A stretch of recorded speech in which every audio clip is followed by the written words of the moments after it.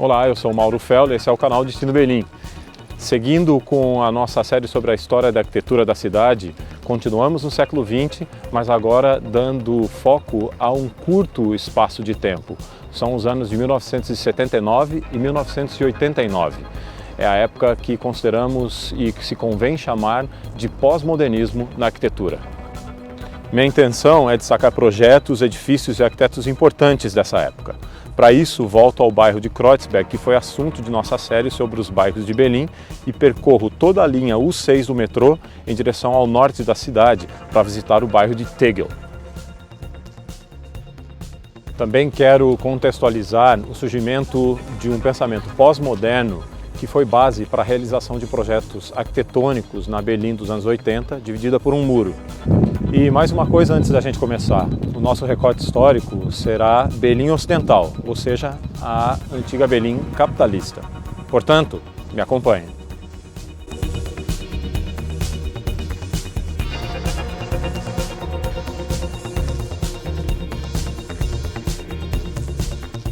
Imaginaram que eu ia estar na rua agora analisando algum edifício pós-moderno, né? Pois é, na verdade eu resolvi mudar um pouco o formato da série História da Arquitetura de Berlim. Em vez de eu ir direto para a rua, na verdade eu acho que é importante, primeiro, didaticamente apresentar o tema, no caso o pós-modernismo, dando um contexto histórico e também teórico. Então eu começo por aqui, dou esse contexto e daí sim saio para a rua. Então eu peço que vocês deem um feedback para esse novo formato, né? Se vocês puderem comentar aqui. E também aproveitem para dar um like no vídeo e se inscrever no canal. Já que o assunto então é pós-modernismo, vamos aos anos 60. A década de 60 é muito triste para a história da arquitetura, na verdade, porque 3 grandes nomes da arquitetura moderna morreram. Na verdade, nós temos, por exemplo, na França, o Le Corbusier, ele vai morrer no ano de 1965. E em 69 morrem 2 grandes nomes da Bauhaus, o Mies van der Rohe e o grande nome Walter Gropius. O que eu quero que vocês entendam é que isso significou também a morte simbólica do modernismo, porque nessa época começavam a surgir novos arquitetos que não fechavam com as premissas do modernismo. Então eu estou me referindo, por exemplo, ao americano Robert Venturi ou então ao italiano Aldo Rossi. O modernismo ele é bastante uniforme, os prédios, na verdade, eles não têm mais que linhas retas, né? Enquanto que os pós-modernos respondem e dizem a gente quer assimetria, a gente quer fragmentação e a gente quer muita cor. Os modernos eram, por exemplo, bastante monocromáticos. Esse é um primeiro elemento. Um segundo elemento tem a ver com o minimalismo e o funcionalismo do modernismo. Muito ismo aqui, mas essa é a verdade. Os modernos não gostavam muito de decorar as suas fachadas, enquanto que os pós-modernos vão responder e vão dizer a gente sim gosta. A gente quer muita decoração, a gente quer muitos elementos decorativos nos nossos edifícios, nas fachadas dos nossos edifícios. Um dos grandes nomes da moderna Bauhaus, Mies van der Rohe, dizia quanto menos é melhor, menos é mais, né? Daí chega Robert Venturi, que é um americano pós-moderno, e diz menos é boring, menos é tédio. Mais um aspecto bastante interessante. Os modernos eles negam totalmente o passado histórico da arquitetura quando vão construir. No fim, se a gente pensa nesse contexto dos anos 60 e a gente vai, por exemplo, para a Alemanha ou para a Europa, tem muita coisa destruída e o que está na cabeça dos modernos é o seguinte, nada da gente fazer cópias dos prédios que foram destruídos, a gente quer tudo novo. O que pensam os pós-modernos disso? Eles já gostam de voltar para o passado, eles bebem do passado, eles usam estilos do passado, quer seja medieval, ou seja, arquitetura gótica, arquitetura barroca, renascentista, mas numa nova roupagem. É uma contradição aqui, porque os pós-modernos eles vão usar o passado e vão construir prédios novos com esses elementos do passado. E vai ser tudo muito híbrido, porque eles vão trazer num mesmo prédio mesclas de diferentes estilos. Agora a gente vai para a Alemanha, né? Agora a gente sai desse contexto mundial de pensamento pós-moderno e agora a gente projeta para a Alemanha os anos 60. Os anos 60, primeira coisa, 15 anos depois da Segunda Guerra Mundial. Berlim, que era a capital do Terceiro Reich, o centro foi destruído pelos bombardeios, né? Tem muitos escombros de guerra por toda parte, né? Muito bem, então existe um projeto urbanístico de reconstruir a cidade. O TH tem um belo parque, também tem ali um bairro. O bairro estava cheio de prédios do século XIX, muito bonitos. Os bombardeios destruíram muitos deles, alguns até poderiam ser restaurados. O que vai acontecer? Nada de restauração.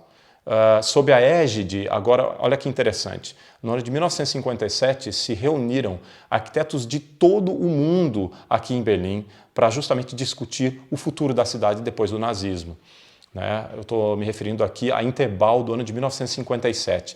O interessante é que, por exemplo, desses arquitetos, um muito famoso no Brasil participou e teve um projeto que passou, venceu competição, e hoje, então, Oscar Niemeyer, eu estou me referindo a ele tem um prédio na Hansa-Viertel. Hansa-Viertel foi justamente o resultado das discussões da Exposição Internacional de Arquitetura, a Interbau do ano de 1957.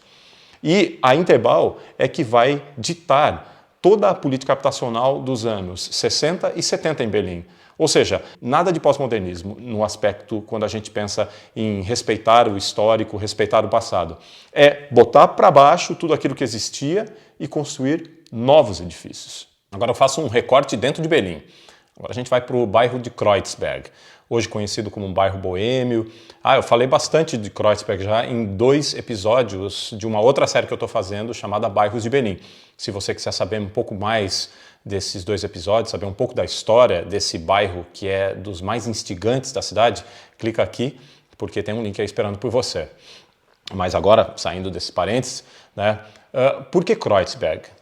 Vamos lá. Vocês imaginem que nos anos 70 tem muito prédio ainda abandonado, então muitos desses edifícios eles foram ocupados. O que vai acontecer é que, em algum momento, o governo de Berlim vai dizer, a gente vai demolir esses prédios. Houve muitas revoltas. Entre os anos 70 e os anos 80, muitas revoltas, muitas manifestações contra essa política habitacional de destruição e demolição de prédios antigos. O fato é que o governo de Berlim começa a se sensibilizar com essas manifestações. Em 1979 se reúnem arquitetos pós-modernos dessa vez. Agora nós não estamos mais na Interbau, nós estamos na IBA 87. Ela começa em 79, mas projeta para o futuro, até 1987, aquilo que vai ser a política habitacional, a política de construções e concepção de projetos arquitetônicos na cidade de Berlim. Qual vai ser a pauta da IBA 87, que significa a Exposição Internacional de Arquitetura 87? Primeiro, não destruir, não demolir os prédios antigos. Aí vivem pessoas e a gente vai respeitar que essas pessoas estão vivendo aí e a gente simplesmente vai restaurar quando é necessário restaurar. E em espaços e terrenos baldios, obviamente aí sim construir novos prédios. O fato é que muitos arquitetos entre 1979 e 87 discutiram projetos de políticas habitacionais e muitos deles foram aplicados principalmente no bairro de Kreuzberg. Chega de a gente ficar sentado aqui, a minha ideia agora é justamente sair daqui. Primeiro, eu não vou para Kreuzberg, eu vou primeiro para Tegel. Por ali tem um projeto muito bonito de um coletivo de arquitetos e depois sim, isso fica no noroeste de Berlim e depois eu vou para Kreuzberg. Em Kreuzberg nós temos 3 projetos para ver. Então, já acabou essa sessão aqui de aula de faculdade, agora sim a gente sai para ver os belos edifícios pós-modernos de Berlim. Até já!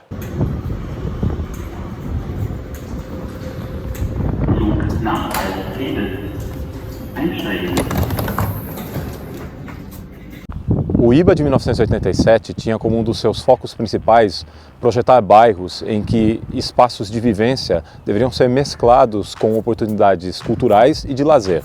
Eu estou aproximadamente a 10 quilômetros da Alexanderplatz, no bairro de Tegel, e aqui havia um porto nos anos 80 que estava abandonado e foi o espaço perfeito para que os arquitetos por trás desse projeto colocassem-o a cabo. A competição foi vencida pelo escritório do proeminente arquiteto Charles Moore, que tinha como companheiros nessa empreitada John Rupp e Buzz Yodel. Esses definiram a água como elemento central do bairro. Um passeio na margem da bacia do Porto gera a curiosidade de se explorar os arredores. Atrás dele é que se encontra a área residencial com diferentes formas de construção. Um conjunto habitacional em forma de onda, elegantes pátios residenciais e moradias urbanas isoladas. Exemplos incluem sistemas de portões, como na Idade Média, e fachadas semicirculares, como na Renascença. Ao combinar elementos históricos de uma nova forma, o arquiteto Charles Moore e seus companheiros acabam por reforçar um dos princípios básicos da arquitetura pós-moderna. Aqui não se trata mais, como se dizia no modernismo, que a forma segue a função. Por aqui, na verdade, olhando esse prédio que vocês estão vendo aqui atrás, aqui a forma segue a ficção. Tudo é permitido. Isso também se reflete na Humboldt Bibliothek, que é esse prédio que vocês estão vendo aqui atrás de mim, e obra exclusiva do arquiteto Charles Moore, e também um desses espaços culturais que fazem parte do projeto do Teglerhafen.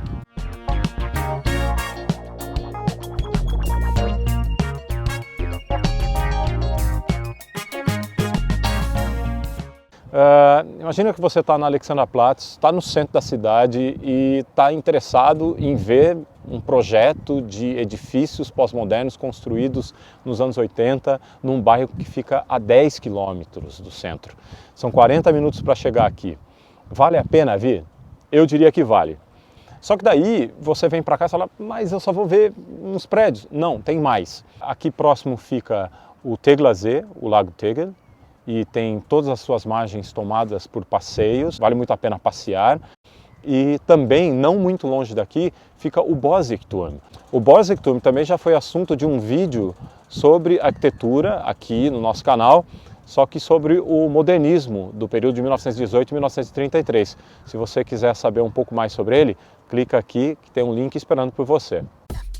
Saindo de Tegel, vamos para o boêmio Kreuzberg, onde vamos visitar 3 projetos habitacionais. Um desses projetos é até famosinho e fica aqui na Frankelufer, na altura do Landwehrkanal, em Kreuzberg. E é obra do casal de arquitetos Heinrich e Inke Baller. Eles conceberam este projeto de 3 edifícios no ano de 1984.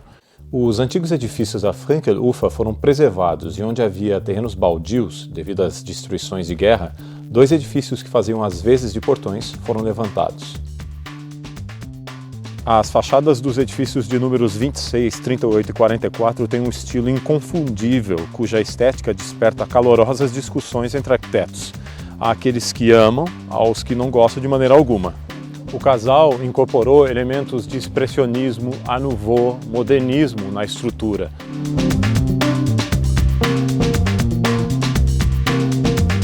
Arquitetos de renome não faltaram nos projetos do IBA 87. Dentre eles, já mencionamos o Charles Moore, o americano Charles Moore, e há um outro americano, chamado John Hajduk.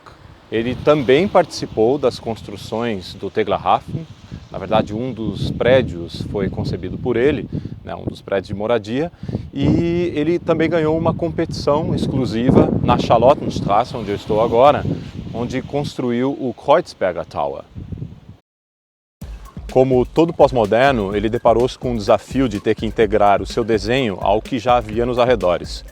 Por isso, concebeu 2 edifícios de 5 andares para juntarem-se aos prédios vizinhos em termos de altura. No meio destes, uma torre de 14 andares. Porém, o que não se percebe é que não é apenas uma, mas sim o conjunto de 5 torres. As torres serviram de moradia estudantil para bolsistas do DAD na época. Há 2 aspectos que eu gostaria de destacar no trabalho de John Hajduk. Pelo lado das cores, por exemplo, em geral os pós-modernistas amam cores exuberantes. John Hajduk imprime aqui nos seus prédios um monocromatismo patente, como vocês podem ver. E, por um outro lado, ele fecha assim com os pós-modernistas, porque ele é pós-modernista, né? Isso é um ícone do pós-modernismo, no aspecto do humor. O prédio de John Hajduk aqui, por exemplo, parece, os pequenininhos pelo menos, eles parecem caras, né? Tem olhos, nariz, boca. Então, pelo lado do humor, sim, John Hajduk é bastante pós-moderno. Um dos maiores projetos que o IBA levou a cabo foi do arquiteto luxemburguês Rob Krier. Ele foi responsável por conceber 35 edifícios em 4 quarteirões, 315 apartamentos ao todo. O nome desse complexo é Ritterstraße Nord. A grande marca do projeto de Krier foi o de dispor os prédios em torno de um pátio interno, o qual se acessava através de edifícios torres. Formaram-se 4 quarteirões que parecem estar fechados. Cria queria manter o espaço habitável completamente protegido do ambiente ainda quebrado, ou seja, tomado de terrenos baldios decorrentes da retirada de escombros da Segunda Guerra Mundial. Os elementos pós-modernos do projeto incluem diferentes materiais e cores para as fachadas que se voltam para a rua e para os pátios. O melhor exemplo é o Feilner Haus, esse edifício que vocês estão vendo aqui atrás de mim. Aqui ficava, antes da Segunda Guerra, um edifício residencial que tinha sido construído pelo gênio da arquitetura do século XIX, aqui na Prússia, existia a Prússia por aqui, chamado Carl Friedrich Schinkel. Ele ardeu na Segunda Guerra Mundial, caiu, e o Rob Cria resolveu então reconstruir aqui algo que se parecia com aquele prédio de Carl Friedrich Schinkel. Então, alguns elementos de janelas, cornijas, esses aspectos estruturais lembram muito o edifício original. O legal é que esses edifícios que eu acabei de mostrar para vocês, esses 2 conjuntos residenciais, ficam muito próximos à Kochstrasse. A Kochstrasse é onde está o Checkpoint Charlie e também não está muito longe daqui o Jüdisches Museum, o Museu Judaico. Portanto, se você vier visitar prédios de arquitetura, ainda dá para saber um pouquinho de história e também um pouquinho sobre a história dos judeus aqui na cidade de Berlim. E na Alemanha, na verdade. 2 perguntinhas que não querem calar. Qual é o projeto da IBA 87 que você considerou mais interessante e qual é a sua? Você é mais modernismo ou pós-modernismo na arquitetura? Deixe seu comentário abaixo. Se você quer nos acompanhar nessa viagem à história de Berlim, não deixe de nos seguir inscrevendo-se em nosso canal. Ative as notificações para saber das novidades por aqui e siga nossos reportes fotográficos no Instagram. Para mais dicas sobre Berlim, acesse nosso site, cujo endereço está aqui na descrição desse vídeo. Obrigado e até o próximo episódio.